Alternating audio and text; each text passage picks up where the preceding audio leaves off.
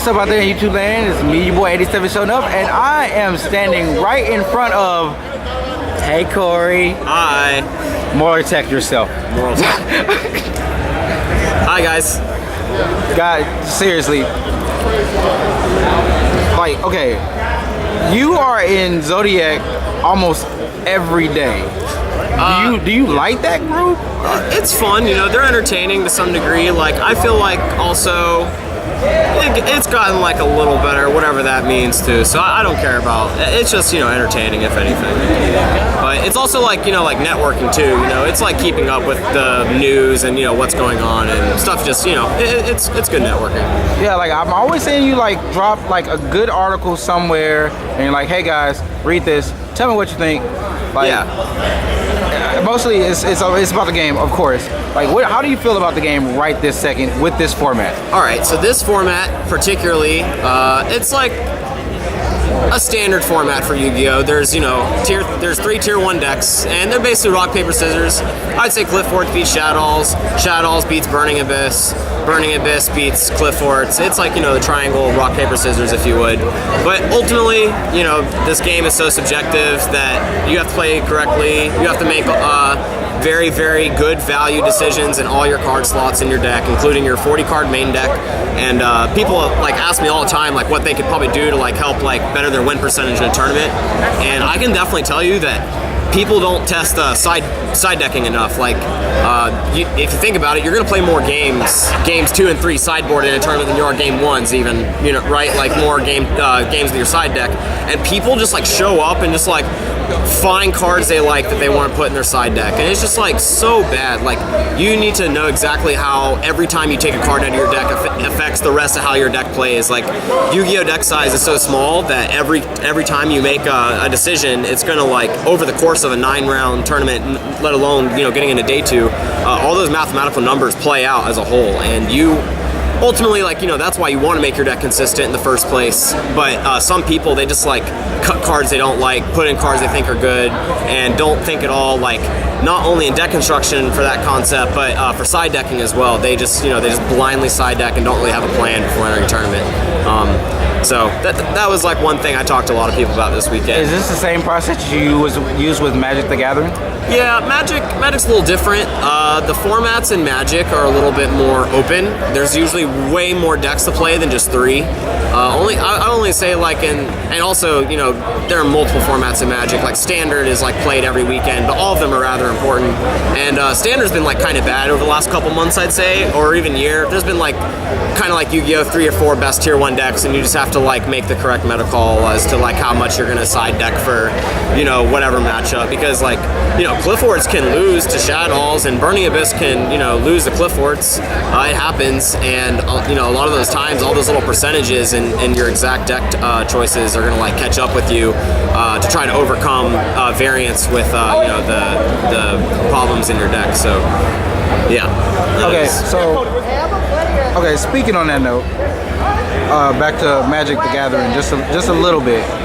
When it comes to you being a Yu-Gi-Oh! Player, you being a Magic player, which did you start with first? Because a lot of people don't know, and which are you more now? All right, so basically all I do is I play card games, and I basically got caught in this mess probably when I was like 15. I qualified for the Magic Pro Tour when I was 15, and it's basically the highest level of competition that you can play in Magic, and first place is $40,000. I made like 50th place at one time, and it was $1,500 for 50th place. So like, it's like really deep in the prize pool, and the Pro Tour is like the main way how you can like make money off Magic, and basically the only way you can play in a Pro Tour is by winning a PTQ, and they're hard. I mean, if I had to like compare it to Yu-Gi-Oh, it's like first placing or regionals. Like, you have to first place regionals, and they're about as often as regionals too. But you have to first place in order to get to the Pro Tour, and they're broken down into seasons. They're like 3 months long, and all the countries have, you know, their own PTQs, and the Pro Tour is like 300 people or so. And yeah, so like when I got caught up in the Pro Tour and found out how much money was in Magic, I was playing a lot of Magic from all the way through high school when I was like 14, 15, all the way till now. But before I started doing all that, I was playing Yu-Gi-Oh! I as a kid, I watched the cartoon. I was like probably 8 or 9, and I saw kids at I guess it was like 5th grade for me. They were playing, cards on recess, and I saw these it was like the first set was out. And I saw Blue Eyes and like all those cool looking cards. It was like so new, and like we were all already familiar with Pokemon cards too, and Yu-Gi-Oh is just like the next big hype thing. And Yu-Gi-Oh is more incorporated with like a game playing style, whereas Pokemon, like people just collect the cards, but like Yu-Gi-Oh like really caught my attention because I always loved strategy games. I played like chess with my dad when I was like young and stuff like that, and so I got really caught on to Yu-Gi-Oh, and the scene in Atlanta has like always been really heavy in like competition, and so I like was playing Yu-Gi-Oh kind of competitively all the way up till Teledad format, where my whole book bag got stolen for the second time in my Yu-Gi-Oh career. I was like 14 or 15, I think. It was like right before I hit the Pro Tour. And I was so sad that I just quit Yu-Gi-Oh! And then I joined Super Games to price all their Yu-Gi-Oh! In 2010, like 4 years ago. And it has pretty much helped me get to like all the tournaments I need to. And I've watched the community grow and have been like a huge part of the Yu-Gi-Oh! Community. And just recently this year, I, got really involved again. I was going to go to Detroit to play poker. I had been practicing poker with one of my friends, and because Canada was just right across the street, and I brewed that hat deck that won. Dion, he copied my list, and we worked together.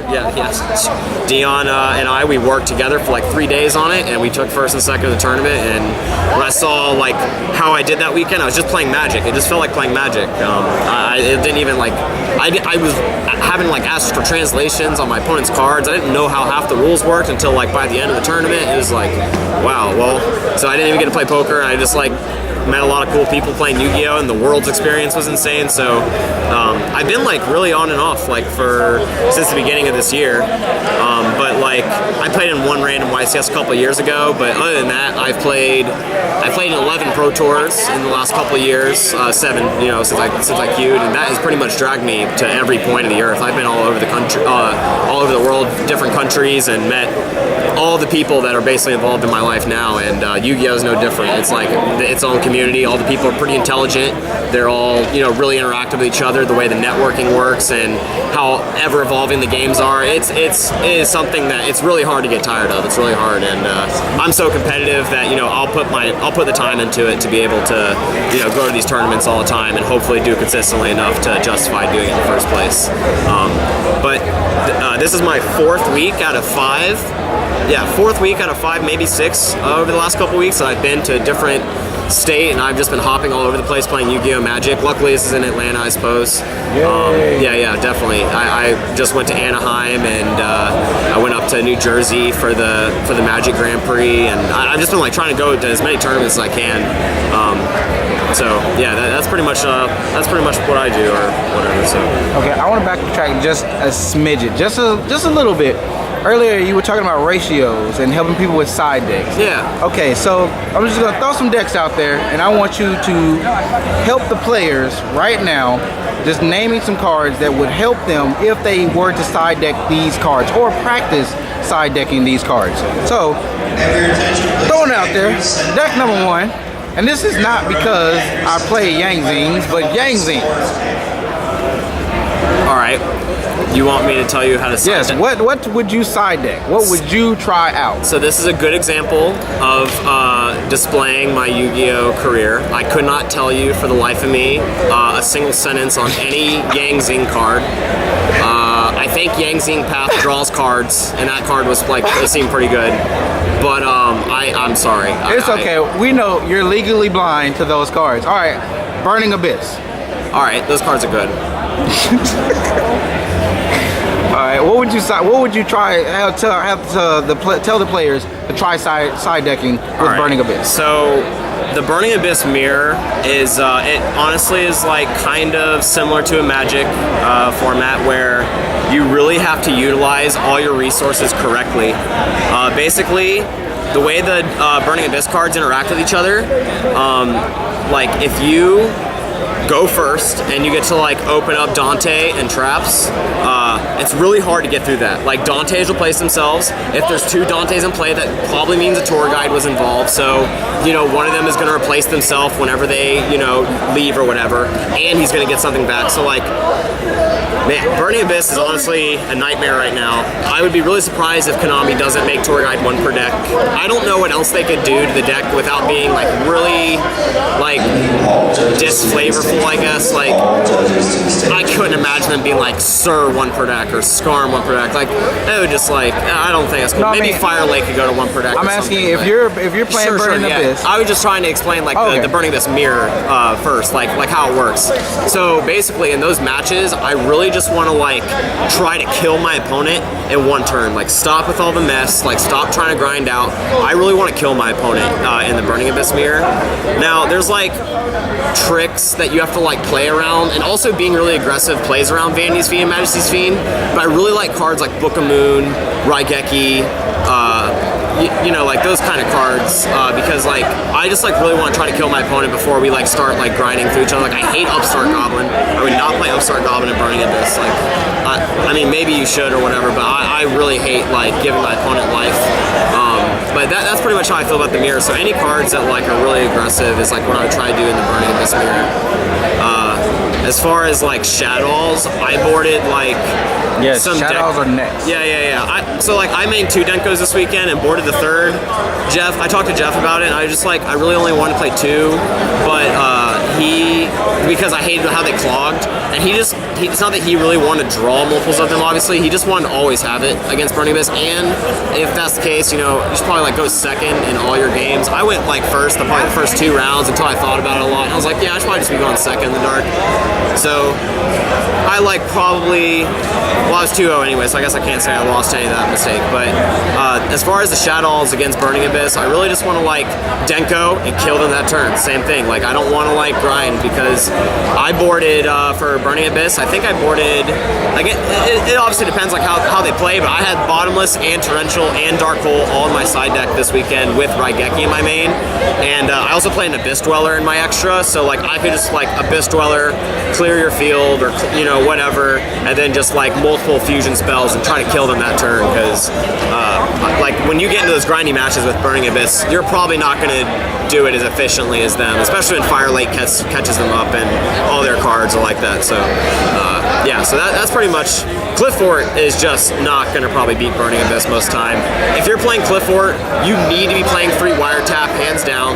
That is like one of the best cards. Yeah, Wiretap is insane. Catches Sanctum, catches the Fire Lakes, catches all the floodgates that you're going to worry about. So like, I definitely really like Wiretap, and Night Beam is probably fine too to play some amount of. Just always like make sure your opponent's back rows are clear, because that's the only way you're going to be able to beat Burning Abyss.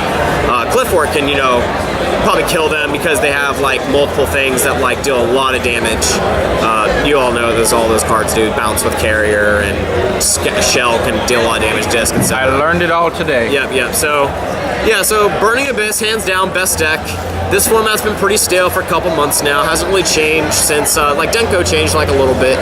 You know, being able to like have Shadows react a lot better against back rows like that. It's really annoying to have to like hope to have MST for their vanities and not react their other back rows anyways. So Denko helped a lot. As far as the next ban list goes, I expect they'll hit Burning Abyss and bring back like some kind of strategy that helps synchros, like Trishula or something like that, because I feel like they've been like really trying to push synchros and they're just not doing anything. So that's what I think as far as the current metagame moving into the next one.